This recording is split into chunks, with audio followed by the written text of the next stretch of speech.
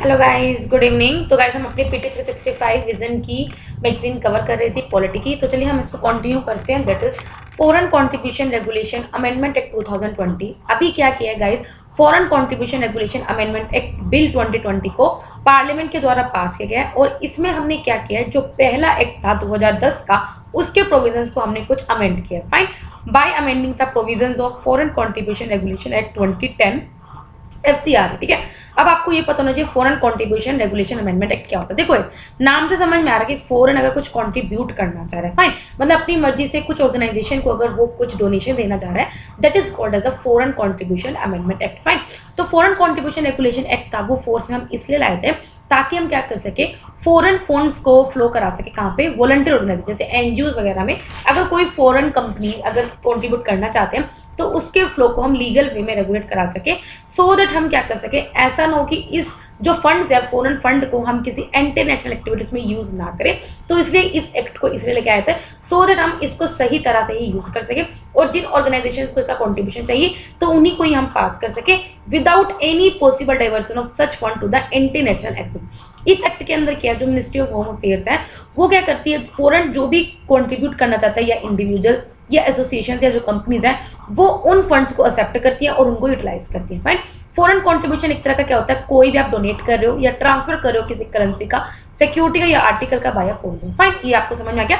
Foreign contribution simple बात है, foreign के द्वारा किसी भी करेंसी का डोनेट करना या सिक्योरिटी का या आर्टिकल का, it is called as foreign contribution. ठीक है, अभी जो अमेंडमेंट है उसमें क्या क्या हमने करे हैं जरा हम देख लेते हैं। Prohibition to accept foreign contribution, इसके अंदर क्या है, इस एक्ट के अंदर जो इलेक्शन कैंडिडेट्स हैं या फिर न्यूज़पेपर के जो एडिटर्स हैं, जो पब्लिशर हैं, जजेस हैं, गवर्नमेंट सर्वेंट्स हैं या फिर एमपी या एमएलए हैं, उनको फॉरेन कंट्रीब्यूशन वो एक्सेप्ट नहीं कर सकते। फाइन, तो आपको समझ लीजिए सबसे पहला अमेंडमेंट क्या है, इसमें यही है कि फॉरेन कंट्रीब्यूशन को कौन कौन लोग हैं जो एक्सेप्ट नहीं कर सकते। एक तो जो इलेक्शन कैंडिडेट्स हैं, मतलब कि जो कैंडिडेट में खड़े हो रहे हैं, एडिटर या जो किसी भी न्यूज़पेपर के एडिटर पब्लिशर, जजेस, गवर्नमेंट सर्वेंट्स, किसी भी एमपी या एमएलए, वो फॉरेन कंट्रीब्यूशन को एक्सेप्ट नहीं कर सकते।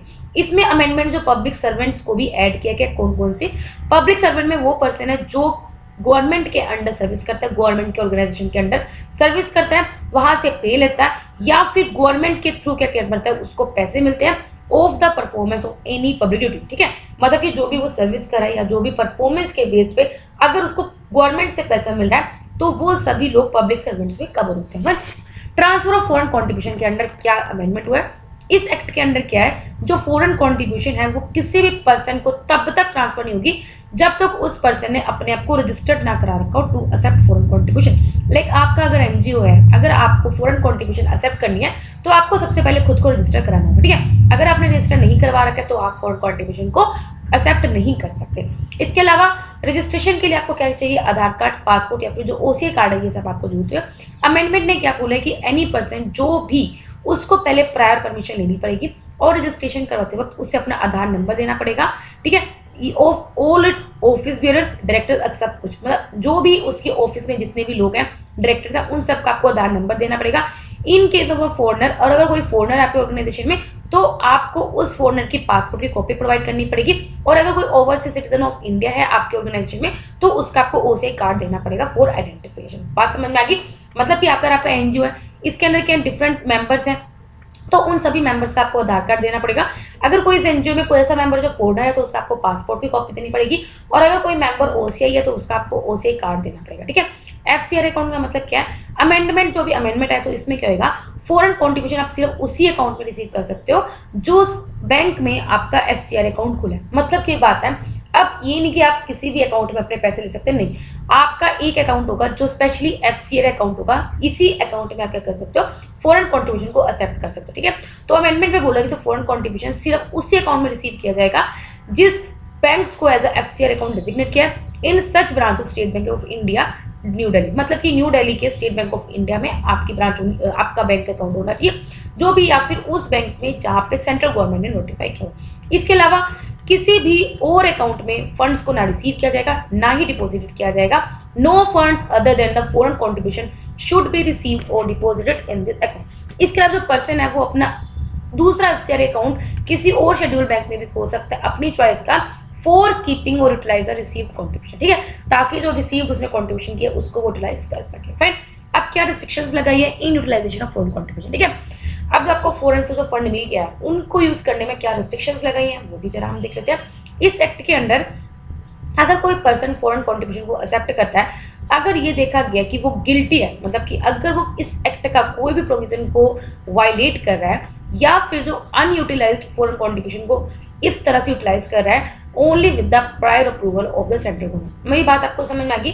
सिंपल बात यह है, जो पर्सन फॉरेन फंड्स को रिसीव कर रहा है, अगर वो उस एक्ट का कोई भी प्रोविजन को वायलेट कर रहा है तो उसको पनिशमेंट दी जाएगी, या फिर कुछ ऐसा फंड होता है जो अभी अनयूटिलाइज रहेगा तो वो उसको सिर्फ तभी यूटिलाइज कर सकता है अगर वो उसको पहले प्रायर परमिशन लेनी पड़ेगी, किसके, सेंट्रल गवर्नमेंट की। इस अमेंडमेंट ने हमने क्या कर दिया, गवर्नमेंट को ऐड करा कि गवर्नमेंट क्या कर सकती है, किसी भी अनयूटिलाइज फॉरेन कॉन्ट्रीब्यूशन के यूज को रिस्ट्रिक्ट कर सकती है बेस्ड ऑन समरी इंक्वायरी और any pending any further inquiry. मतलब कि अगर कुछ फॉरेन कॉन्ट्रीब्यूशन जो अभी बचा है, लाइक आपने 100 रुपीज लिए, उसमें से अभी 40 रुपीज बचे हैं यूज करने के, तो गवर्नमेंट क्या करती है, उस 40 रुपये आपको यूज करने से रेस्ट्रिक्ट कर सकती है जब तक वो आपकी इंक्वायरी ना कर सके, या फिर अगर कोई आपके पेंडिंग इंक्वायरी उसको कंप्लीट ना करे। फाइन।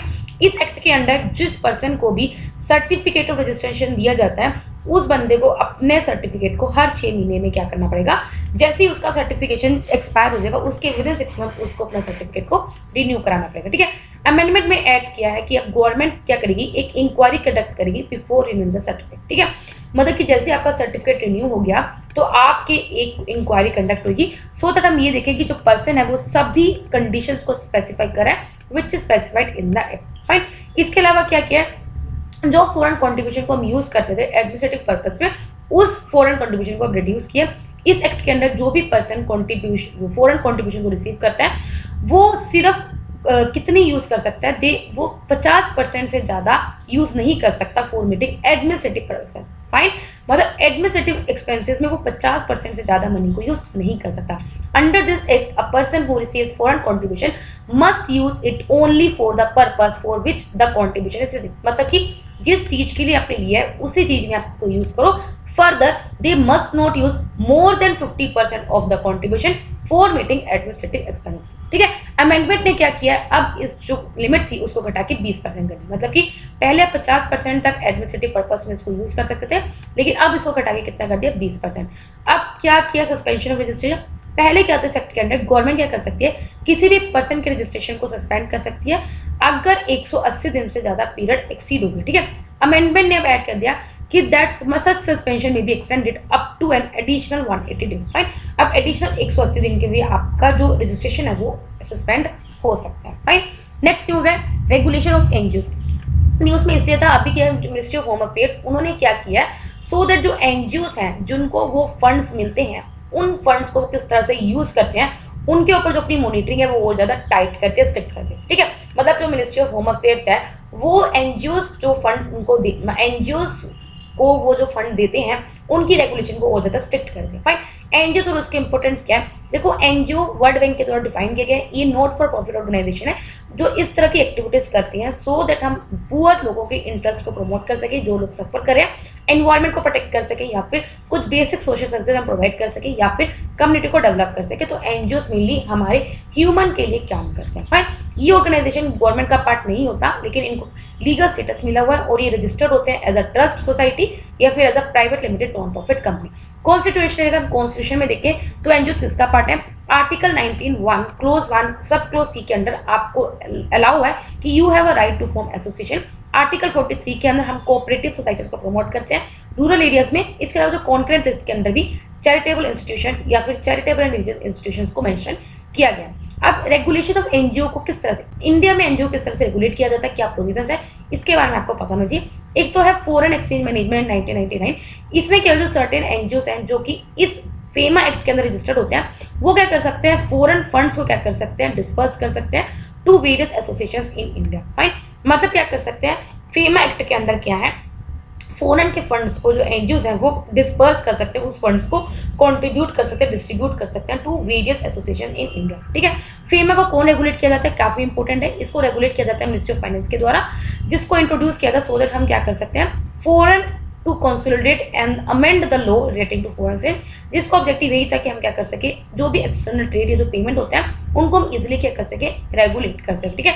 हाउएवर एक सेपरेट लॉ लेके आया FCR एक्ट 2010 को, इसको इनेक्ट किया गया under the ministry of home affair, जो भी हमने पढ़ा है, सो दैट हम क्या करें, जो भी NGOs को फॉरेन फंड्स मिलते हैं उनको मॉनिटर कर सके। फाइन, मतलब सिंपल है, पहले एक फीमा एक्ट आया था लेकिन इसके अलावा एक सेपरेट लॉ लेके आए FCR एक्ट, सो दैट हम क्या कर सके, NGOs को मॉनिटर कर सके जो स्पेशली फॉरेन फंड्स को रिसीव करते हैं। नेक्स्ट है draft electricity right of consumer rules 2020। अभी क्या जो रूल्स रिलीज किए गए वो मिनिस्ट्री ऑफ पावर के द्वारा किया, जिसका एम यही है कि हम क्या कर सके, पावर से रिलेटेड कुछ की सर्विसेज या कुछ मिनिमम सर्विस लेवल या स्टैंडर्ड्स को in respect to the services इनको हम आइडेंटिफाई कर सके और रिकॉग्नाइज कर सके कि राइट ऑफ कंज्यूमर्स क्या है। फाइन, मतलब पावर या इलेक्ट्रिसिटी सेक्टर में हमारे कंज्यूमर से क्या राइट है उनको आइडेंटिफाई कर सके और किस तरह से हम कुछ की सर्विसेज है जो हम कंज्यूमर को पहुंचा सकते हैं या किस स्टैंडर्ड्स में हम सर्विसेज को प्रोवाइड कर सकते हैं, इन सबको हमने आइडेंटिफाई किया। अभी क्या जो इलेक्ट्रिसिटी एक्ट 2003 है इसके अंदर के कंज्यूमर चार्टर है, लेकिन जो लेटेस्ट जो ड्राफ्ट अभी रिलीज किया है 2020 का, इसमें क्या है, कंज्यूमर को हमने पावर दी है और इसमें कुछ न्यू सप्लाई राइट्स को भी हमने इंट्रोड्यूस किया इनके लिए, कंज्यूमर्स के लिए, ठीक है। क्या क्या फीचर है सबसे हमने पढ़ते हैं। सबसे पहले हमने क्या प्रीपेड और स्मार्ट प्रीपेड मीटर्स के कनेक्शन की बात कर रहे हैं, सो दैट जो आपको पता है अभी क्या है, आपका पहले 1 महीने में या 2 महीने में आप जितना इलेक्ट्रिसिटी कंज्यूम करते हो, फिर आपके मीटर में चेक होता है कि आपने कितनी इलेक्ट्रिसिटी कंज्यूम किया, उसके अकॉर्डिंग आपके पास बिल आता है, ठीक है। तो प्रीपेड स्मार्ट प्रीपेड मीटर्स में क्या होगा, आप पहली तरह से जैसे अपने मोबाइल रिचार्ज कराते हो उस तरह से रिचार्ज कराओगे कि हाँ मेरे को 5000 का रिचार्ज कराना है, सो दैट जैसे आपके 5000 रुपीज की आप इलेक्ट्रिसिटी यूज कर लोगे तो आप मतलब कि आपको पता होगा, ठीक है। इसका मेन एम क्या है, सो दैट जो डिलेड बिलिंग होती है या फिर जो इनकरेक्ट मीटरिंग होती है उनके इश्यूज को रिजॉल्व करना, मतलब कि आपने इतना 5000 का बिल आपके घर में आ गया जबकि जो आपका बिल था वो एक्चुअली में 2000 का बना, ठीक है। तो ये क्या इनकरेक्ट मीटिंग, और ये मेरे घर भी काफी बार हुआ है, आई थिंक आप लोगों के साथ भी ऐसा कुछ हुआ होगा, ठीक है। So that we can resolve the issues of delayed billing and the incorrect meeting. इसके बाद क्या रिलायबिलिटी ऑफ सर्विस। अभी क्या हमारा एम क्या है, तो कोई ये माना किया कि कंज्यूमर को 24/7 पावर सप्लाई मिले, ये कंज्यूमर का बेसिक राइट है। हाउएवर क्या हमारे पास इतना आपको 24 घंटे किसी के घर भी पावर नहीं आती होगी, लोअर आवर्स ऑफ सप्लाई की वजह से क्या सम कैटेगरी ऑफ कंज्यूमर जैसे एग्रीकल्चर, इन लोगों को क्या होता है, प्रॉब्लम होती है, ठीक है। कंपेंसेशन टू कंज्यूमर, कंज्यूमर क्या कर सकता है, कंपेंसेशन क्लेम कर सकता है अगर उसे इलेक्ट्रिसिटी की सप्लाई नहीं मिली या फिर इनअंटरप्टेड सप्लाई मिल रही है, मतलब कि कभी लाइट आ रही है कभी लाइट जा रही है, तो वो उसको कंपेंसेशन मिल सकती है। या फिर अगर इलेक्ट्रिसिटी सप्लाई इश्यूज जो डिस्कॉम्स के द्वारा अगर कुछ इश्यूज अगर वो रिजोल्व करने में नाकामयाब रहते हैं या फिर ज्यादा टाइम ले रहे हैं, तो कंज्यूमर क्या कर सकता है, कंपेंसेशन क्लेम कर सकता है। ऑनलाइन बिल पेमेंट क्या, अगर बिल 1000 रुपए का या उससे ज्यादा है वो आप ऑनलाइन दे सकते हैं, and consumer should be compensated for paying digitally through a rebate. Fine, और कंज्यूमर को आपको क्या करना पड़ेगा, क्योंकि कंज्यूमर क्या कर रहा है, आपको डिजिटली पे कर रहा है तो आपको उनको कंपेंसेट करना है, ठीक है। जो बिल आपको मतलब कि अगर कोई आप पे 1000 या उससे ज्यादा का बिल अगर आपको ऑनलाइन पे कर रहा है, then you have to compensate that consumer, because वो क्या कर रहा है, डिजिटली आपको पे कर रहा है, ठीक है। इलेक्ट्रिसिटी प्रोज्यूमर क्या होता है, प्रोज्यूमर क्या होता है, वो फिनोमिना होता है, मतलब कि प्रोज्यूमर देखो नाम से समझ में आ रहा है, वो इलेक्ट्रिसिटी को प्रोड्यूस भी करे और इलेक्ट्रिसिटी को कंज्यूम भी करे, ठीक है। इसमें क्या होता है, इलेक्ट्रिसिटी जो कंज्यूमर है वो ही क्या बनता है, सप्लायर होता है। इस ड्राफ्ट के अकॉर्डिंग एनीवन जो भी रिन्यूएबल सिस्टम को सेटअप करता है या वो जो एनर्जी जनरेट कर सकता है, वो अपनी क्या करता है उस और सोल्ड करता है, उसको एडजस्टेड करना चाहिए against the supply made by distribution company. Fine, next आगे बढ़ते हैं हम अपना। इसके अलावा और कुछ एक्ट से जो बिल्स थे जो न्यूज में थे, cigarette and other tobacco products, that is a prohibition of advertisement and regulation of trade and commerce production supply and distribution bill 2020। देखो ये जो ड्राफ्ट किया गया है वो किसके द्वारा रिलीज किया गया, by ministry of health and family welfare. इसके अंदर सर्टेन अमेंडमेंट है। सबसे पहले क्या, जो स्मोकिंग एज थी, लीगल स्मोकिंग एज है, उसको 18 से बढ़ाकर 21 कर दिया। इसके अलावा जो लूज सिगरेट्स की सेल पे बैन कर दिया, जैसे आपको पता है एक सिगरेट की डब्बी में 10 या 20 सिगरेट आती है, तो आप लूज सिगरेट्स आप नहीं ले सकते। इसके अलावा क्या, आपको जो एयरपोर्ट से रेस्टोरेंट से होटल्स में जो स्मोकिंग रूम्स होते थे उनको बिल्कुल गिव अप कर दिया। इसके अलावा अगर आप स्मोकिंग पब्लिक में करते हो तो उनको इंक्रीज किया, पहले 200 रुपये का फाइन होगा, अब 2000 का फाइन कर दिया। इसके अलावा क्या करता है, अगर कोई मैन्युफैक्चर करता है या फिर इंपोर्ट कर रहा है इलीगल सिगरेट्स या फिर टोबैको प्रोडक्ट, तो उन पे पेनल्टीज रखेगी और उनके लिए जो पनिशमेंट है उनको और ज्यादा स्ट्रिक्ट कर दिया। फाइन, एक मिनट गाइस। हाँ, नेक्स्ट है एयरक्राफ्ट अमेंडमेंट बिल 2020 जो पार्लियामेंट के द्वारा पास किया गया। अभी जो बिल है उसने एयरक्राफ्ट एक्ट 1934 को अमेंड किया, जो रेगुलेट करता है कि किस तरह से जो सिविल एयरक्राफ्ट के मैन्युफैक्चर को, यूज को, सेल को और लाइसेंस को।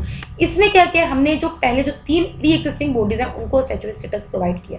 सबसे पहले director general of civil aviation है, इसका काम क्या है, ये मेनली जो रेगुलेटरी फंक्शंस है उनको देखती है, इसको हमने स्टैट्यूटरी स्टेटस दिया। नेक्स्ट है bureau of civil aviation security, इसका मेन एम क्या है, सिविल एविएशन सिक्योरिटी रिलेटेड जो भी काम है, जो भी फंक्शंस है, उनको रेगुलेट करती है। नेक्स्ट है एयरक्राफ्ट एक्सीडेंट इन्वेस्टिगेशन ब्यूरो, इसका एम क्या है, जो भी एयरक्राफ्ट रिलेटेड एक्सीडेंट्स होते हैं, इंसिडेंट्स होते हैं, उनकी इन्वेस्टिगेशन को कैरी आउट करती है। तो इन 3 बॉडीज को क्या किया है, स्टैट्यूटरी स्टेटस प्रोवाइड किया है। इसके अलावा जो डायरेक्टर जनरल सिविल एविएशन है, उनको पावर दिया कि वो किसी भी एयरलाइन पे 1 करोड़ तक की पेनल्टी लगा सकते हैं, या किसी भी एयरपोर्ट या अदर एविएशन एंटिटीज पे वो 1 करोड़ तक की पेनल्टी लगा सकते हैं। नेक्स्ट है batting in India. Batting in India like जैसे सट्टा लगाना जिस टाइप को, ठीक है। तो ministry of state for finance ने अभी क्या किया है, जो इंडिया में जो बैटिंग है उसको क्या किया है, मतलब कि लीगलाइज कर दिया। फाइन, अब जरा हम देखते हैं इंडिया में गैम्बलिंग से रिलेटेड क्या लॉज है। बैटिंग एक टर्म है जो क्या करती है, गैम्बलिंग की एक्टिविटी को वैलिडेट करती है, ठीक है। गैम्बलिंग एक जेनेरिक टर्म है जिसमें जो बैटिंग एक स्ट्रक्चर्ड एग्रीमेंट है, मतलब सिंपल बात आपको समझ में आ गई, बैटिंग एक तरह का जुआ है, ठीक है। पब्लिक गैम्बलिंग इन 1867 ये जनरल लॉ था जो इंडिया में गैम्बलिंग को गवर्न करता है। इसके अलावा सेंट्रल लॉ पे कोई भी ऐसा स्पेसिफिक सेंट्रल लॉ नहीं है जो इंडिया में ऑनलाइन गैम्बलिंग को गवर्न करता है। फाइन, मतलब कि एक तो जुआ आप जो फिजिकली करते हो किसी क्लब में जाके या फिर रोड पे बैठ के, that is the gambling. Fine, इसके अलावा इनको जो रेगुलेट करता है वो कौन करता है, पब्लिक गैम्बलिंग इन 1877, ठीक है। लेकिन ऑनलाइन गैम्बलिंग को कोई भी सेंटर का ऐसा कोई लॉ नहीं है जिसको रेगुलेट करता है। जो गैम्बलिंग और बैटिंग है वो स्टेट सब्जेक्ट है, ये तो आपको पता नहीं चाहिए कि ये स्टेट सब्जेक्ट है। हाउएवर जो गैम्बलिंग है वो हमारे किसी भी डिफाइन नहीं है under the gambling legislation of states, मतलब कि जो गैम्बलिंग वर्ड है वो किसी भी स्टेट लॉ के अंडर डिफाइन नहीं है। इंडिया में जो लॉ है वो क्या करता है, हर एक गेम को डिस्टिंग्विश करता है to be a game of skill and a game of chance, मतलब कि एक होती है जो आप सही में जहाँ पे आपका दिमाग लग के आपका जो गेम जीत रहे हो, एक होती है कहीं गेम ऑफ चांस जैसे लूडो, सांप सीढ़ी, ये तो गेम्स होगी, इसमें क्या बाय लक का है, ठीक है। अगर आपका 6 आ गया तो आप जीत जाओगे ज्यादा, तो ये एक बाय गेम बाय चांस, ठीक है। इसमें क्या करता है, तो फैंटेसी स्पोर्ट है उसको डिफरेंशिएट करते हैं ट्रेडिशनल बैटिंग में। इसलिए जो फैंटेसी स्पोर्ट्स है या वो लीगल है बिकॉज ये एक स्किल की गेम है, फाइन, इसलिए इसको लीगल बता रखे हैं। जो गैम्बलिंग है under the gambling legislation does not include, अब आपको ये पता होना चाहिए कौन सा जो जुआ है वो इस गैम्बलिंग लॉ के अंडर नहीं आता। जैसे अगर आप हॉर्स रेस पे सट्टा लगा रहे हो, ठीक है, या फिर आप गेम्स ऑफ स्किल पे सट्टा लगा रहे हो, जैसे गैम्बलिंग एक्ट बाय द इसके अंडर वो कवर नहीं है। Lotteries regulate by lottery law, ठीक है, क्योंकि लॉटरी में भी आपका लक होता है, ठीक है, तो इनको जो रेगुलेट किया जाता है वो लॉटरी लॉ के अंडर रेगुलेट किया जाता है। इसके अलावा जो फैंटेसी स्पोर्ट्स हो गए जहाँ पे आपका जो अपोनेंट्स है वो और कोई ह्यूमन प्लेयर्स हैं rather than book maker like in traditional batting, fine, तो वो इसके अलावा जो सिक्किम और नागालैंड है उन्होंने क्या किया, ऑनलाइन गैम्बलिंग को परमिशन दे दिया।